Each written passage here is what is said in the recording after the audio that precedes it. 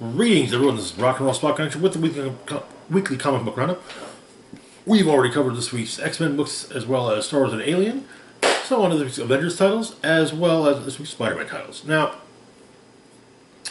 the new issue of Captain Marvel was going to be part of today's roundup, and would have been a part of this video, except that there was apparently a printing error that, well, hopefully Marvel has been informed of, as I assume it happened on that I did not get the only copy like that.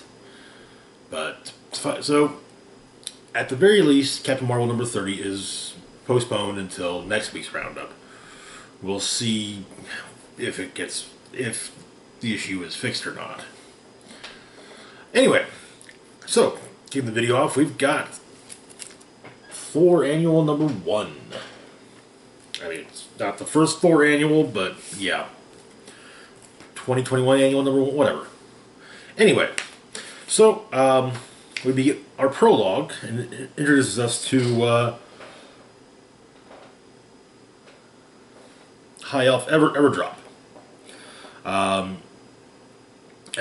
duty is he's the caretaker of the Koyak tree, which was originally a seedling from Yggdrasil, the World Tree, or Tree of Life, that binds together the realms of reality. When properly cared for, Koyak radiates life, growth, and joy for all who are near it. And so, one of the truths in the universe is that to grow love and joy in your life, you must feed that love in the world. But Koyak is, Everdrop, while tending to Koyak, is attacked and killed. The next day is a festival being held in Alfheim to celebrate the one-year anniversary of the War of the Realms ending.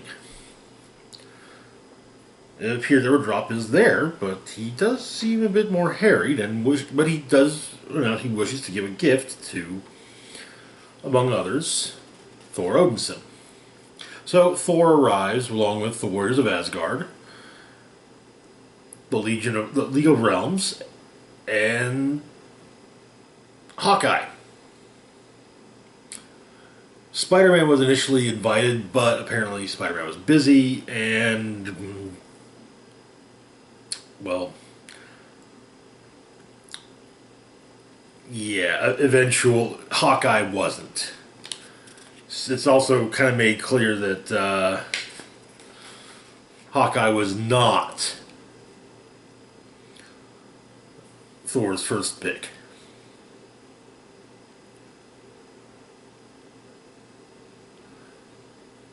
Black Panther and Punisher ranked above him. And that said, Hawkeye jokes that he maybe should have asked Kate to step in on this anyway, instead after all. So, Everdrop presents his gift to Thor.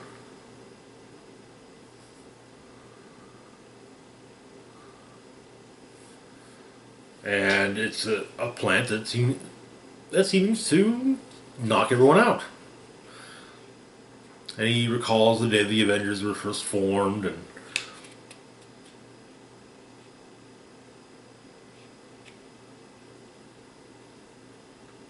basically, not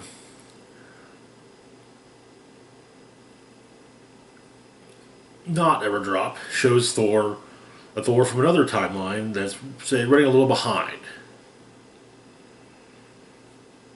So it's a younger Thor, full of vim and vigor from the day the Avengers first formed, and but he gives that Thor, but not Everdrop, gives that Thor some knowledge of Loki's future deeds, and so Thor kills that Loki.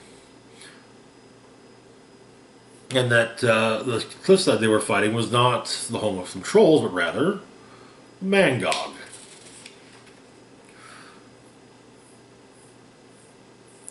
But not Everdrop introduces himself as being bald, a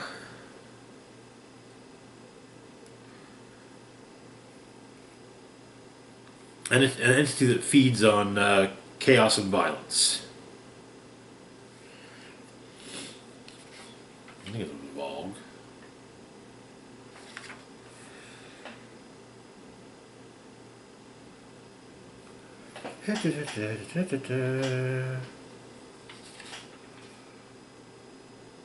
Yes, Vogue.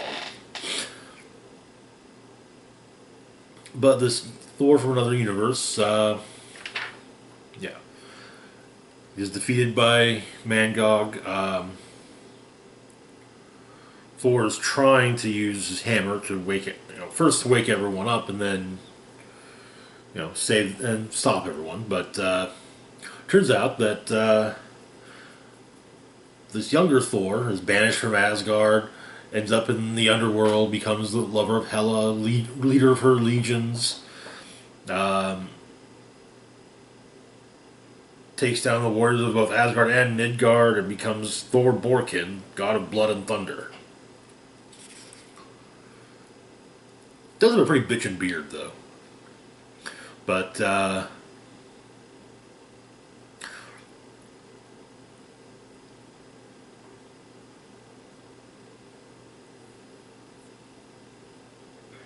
Hawkeye and one of the members of the League of Realms distract Vogue, and it turns out Vogue has brought Thor Borkin present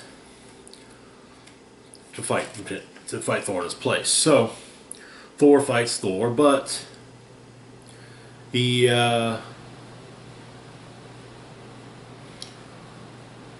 passes along a vision of what Borkin's life could have been, and he's sent back to his timeline. Then the rest of the League of Realms shows up,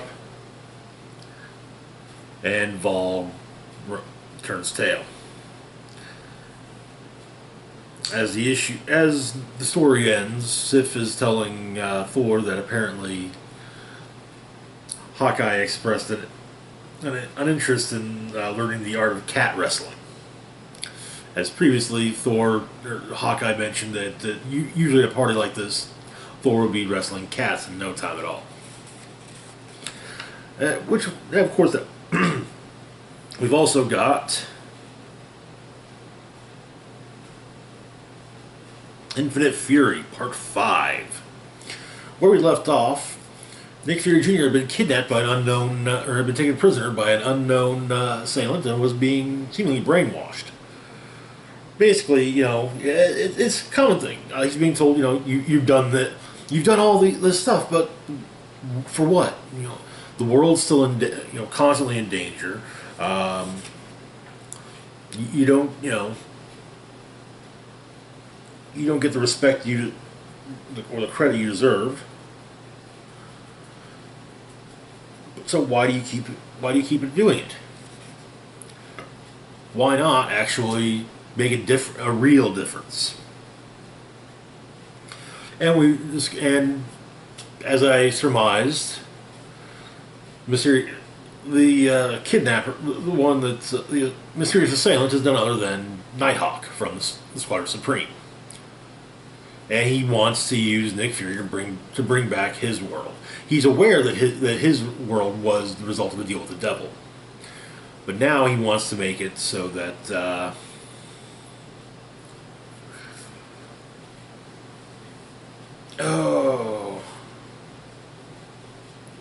a world not beholden to either God or devil. And he's seen, during the whole time, he's basically been brainwashing Fury. Though he prefers to use the clinical term menticide, the death of the mind, because sometimes you have to die to be reborn, so he says. And that is where the issue ends. So, the Thor story was fun. I got a chuckle out of the whole the mental image of Thor going through the superhero Rolodex, like okay, yeah, Spider-Man, oh, busy,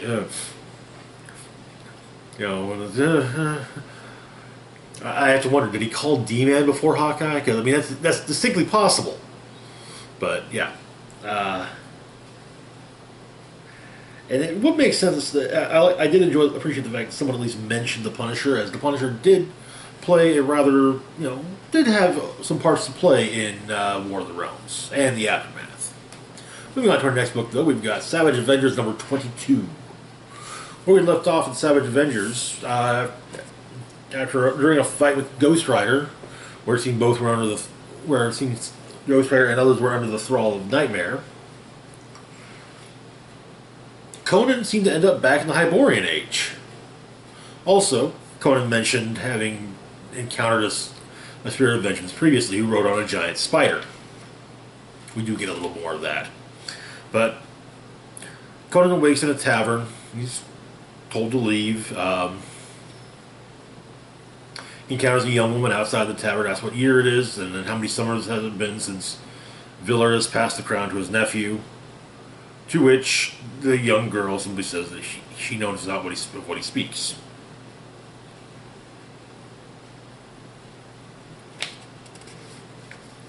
The spider riding Spirit of Vengeance shows up. Him and Conan duke it out. And he eventually awakes wrapped up covered in webbing next to Johnny Blaze. But he gets himself free and frees Blaze. They're in Nightmare's realm. And they're dealing with one of Blaze's nightmares, werewolves. But Nightmare takes control and explains that Kulan Gath has gotten to him and took a bite of him. So Kulan Gath does have a slight hold on the Nightmare realm.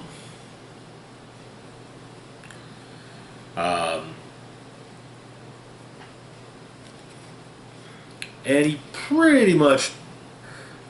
But also Kulan Gath has his own dreams. Apparently he dreams of conquest and fantasizes about the slow deaths for the ones who cross him. Including Nightmare.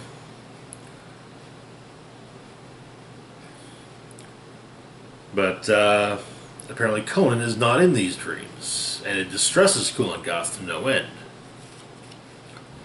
So Blaze and Conan are sent back with Nightmare telling Conan to give strangers regards. Blaze heads out,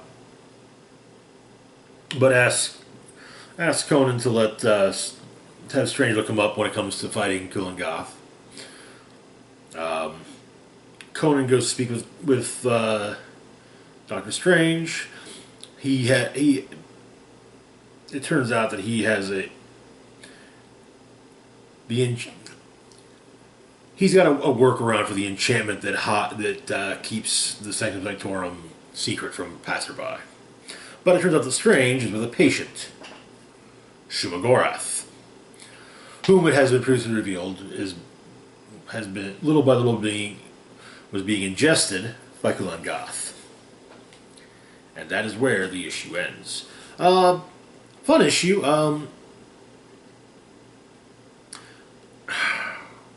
I dig the idea that they're basically just growing the ranks of who all's going to be facing Kulan Gath.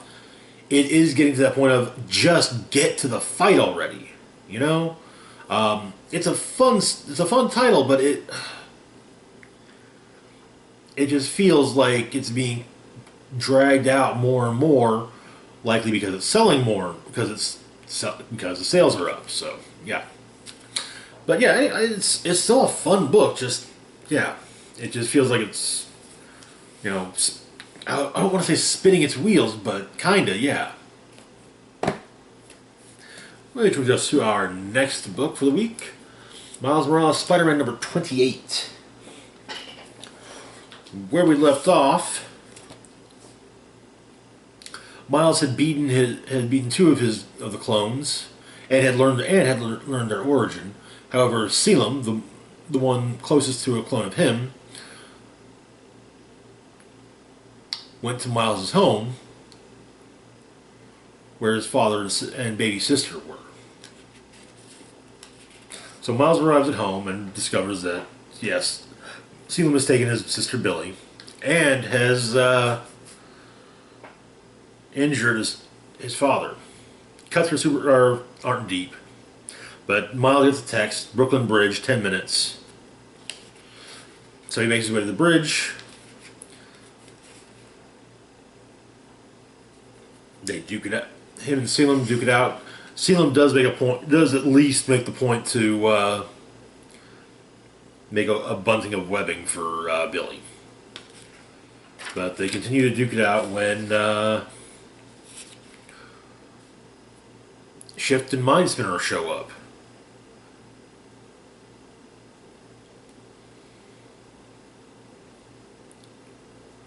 However, when Selim threatens to drop Billy, Shift gets in the way, staves Billy. And Mind Spinner is also, when Selim attacks Shift, Mind Spinner attacks Selim, and Selim and Mind Spinner seemingly destroy each other.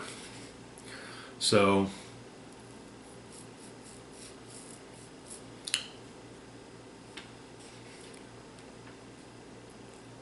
Miles and Shift have a talk. Well, more Miles talks while Selim acknowledges, and Shift paints a mural on a wall of himself and Miles, with his Brooklyn brothers, and as far as Miles is concerned, Shift's part of the family. And, well, seeing as how he's got sneezed on by Billy, well, yeah. But he's going to do what he can to help Shift. Figuring that if Selim can figure out how to stabilize Shift's cells, well, maybe he can too.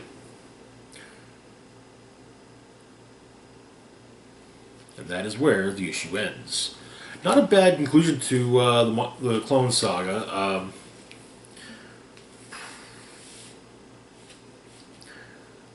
I'll say I'm so glad that it was a very narrow and concise story for Miles rather than the long, sprawling, continually added to story that Peter's Clone Saga was.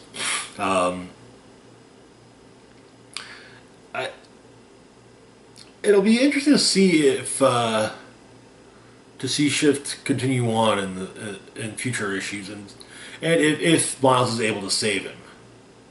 It'd be nice, I figure among the resources he could call in would be the Fantastic Four, various other science-based heroes with science backgrounds.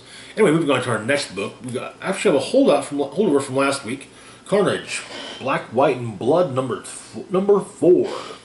So yeah, this was released last week, but it was an issue. The shop didn't get its full shipment, so yeah, these things happen, sadly. So we got 3 stories: Carnage Beyond written by Ryan Stegman, who drew the cover to this issue, drawn by Joe Bennett. Skin Deep, written by Declan Shalvey and drawn by Stephen Mooney, and The End of Humanity, written by Ed Brisson and drawn by Scott Hepburn. So, Carnage Beyond begins with Dylan waking up in his room to discover the Venom Beyond version of his mother in her armor having come to see him. And she explains that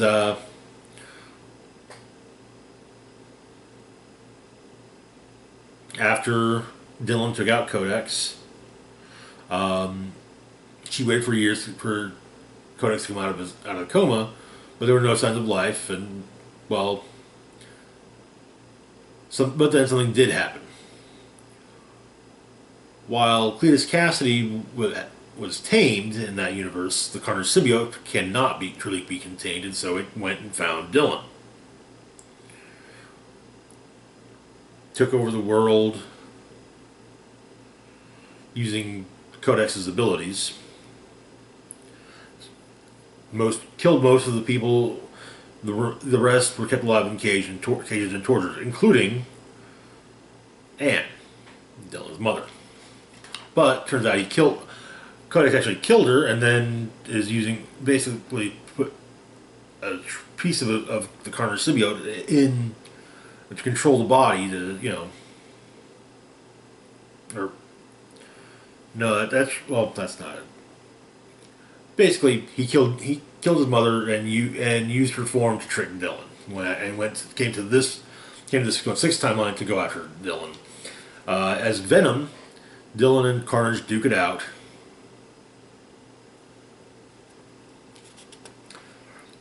And he is eventually able to take Codex down. But he does take his lumps, and the symbiote does have to heal him.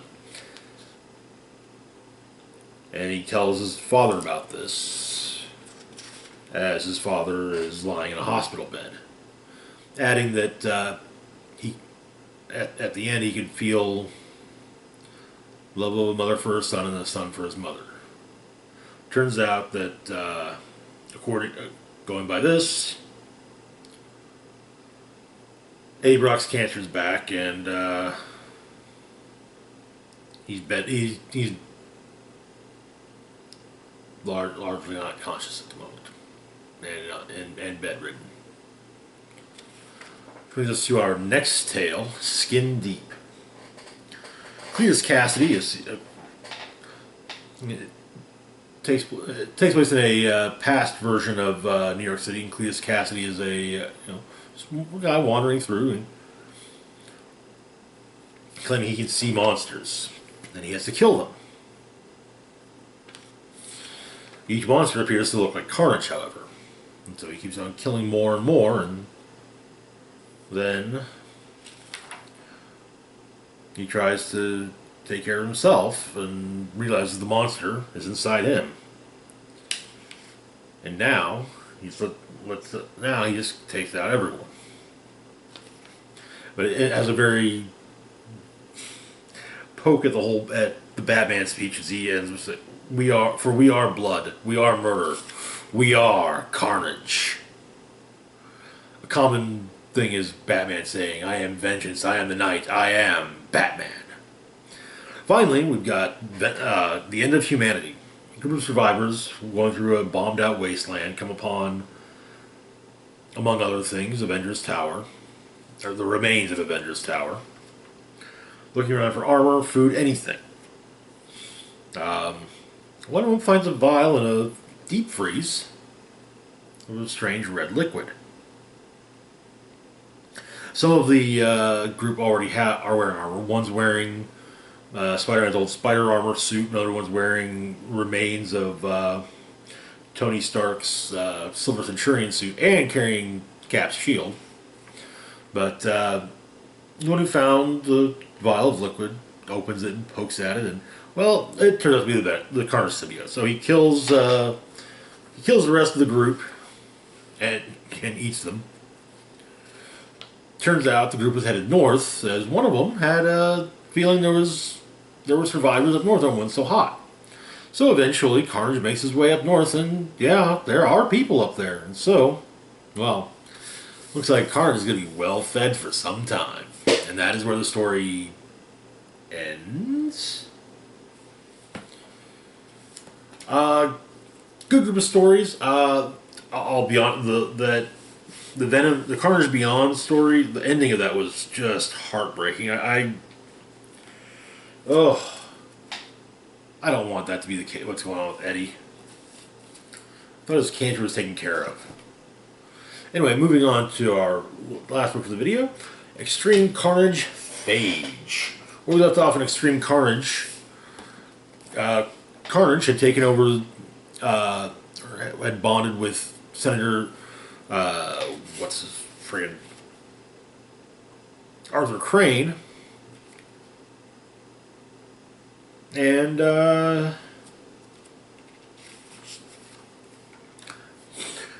was bringing back the family. And so Carnage fought Scream, or Carnage enticed Scream to join them, and Andy had to try to control Scream, but she ended up having to burn Scream almost completely, which led to her being attacked by a group of guardsmen.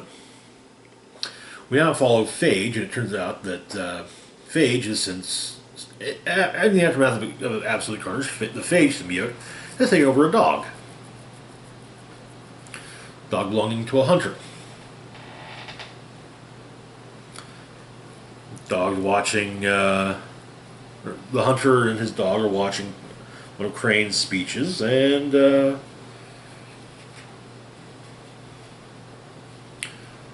Phage is out.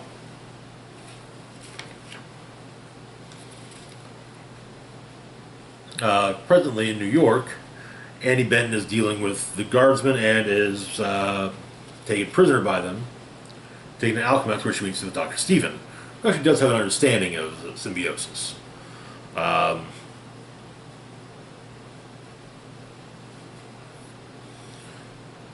Flash Thompson prevents someone from stealing a phone, and catches a news video reveals to him that Andy Benton is alive and has been taken in custody by Alchemax. Seems that the hunter has been taken over by Phage and is now the head of Crane Security. Crane's made a deal with Alchemax so that all symbiotes get turned over to him, but Phage kills some of his escorts. That Alchemax goes after Andy, intending to kill her for having hurt Scream. Meanwhile, Dr. Stephen is trying to save what's left of the Scream symbiote when Flash Thompson shows up. Dr. Stephen tells him to follow the screams when it comes to Andy. Turns out Phage is a little more resistant to the Hellfire, but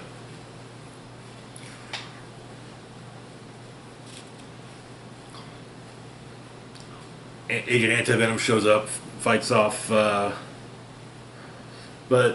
Phage is rather determined and does basically everything he can to keep batting aside Flash as he impales Andy.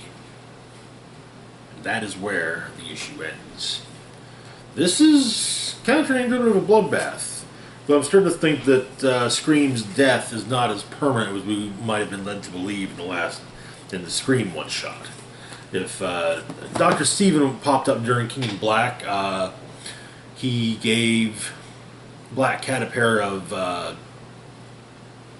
anti-symbiotes, which she used to infiltrate the prison that was keeping Doctor Strange was being held in. But anyway, that's it for now. As always, feel free to like, share, and subscribe. Links to my Facebook, Twitter, Patreon, and PayPal can be found in the description box down below. This is Rock and Roll Spock signing off, saying live long and rock hard.